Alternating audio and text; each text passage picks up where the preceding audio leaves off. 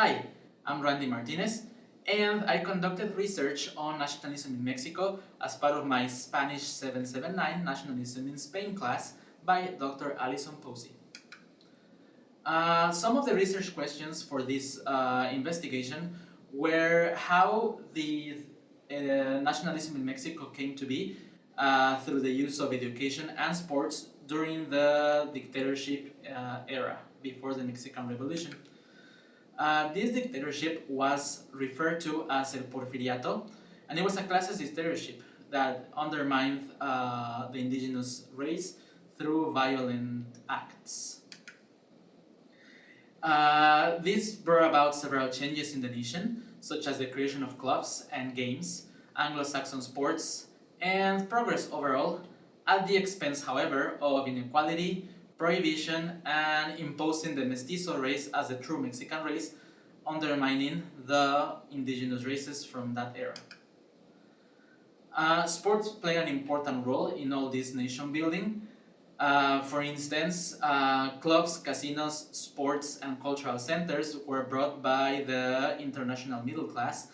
So golf, tennis, theater, and baseball were some of the sports that would be practiced by them, as well as the Mexican middle class. Therefore, the Mexican middle class, by imitating the international middle class, undermined those who could not take part in these activities, that is, the indigenous races. After the Mexican Revolution, Jose Vasconcelos created the Department of Public Education, and one of its main roles was to use this physical activity to unify a more concise nation with the middle class of that era and the indigenous classes. Now, the Department of Education consisted of 4 different departments, and some of which had different roles.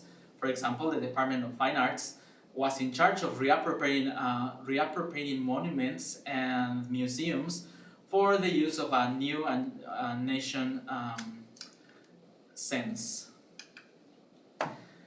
To conclude, the dictatorship of Porfirio Diaz did subjugate the indigenous races, which can still be seen up to this date.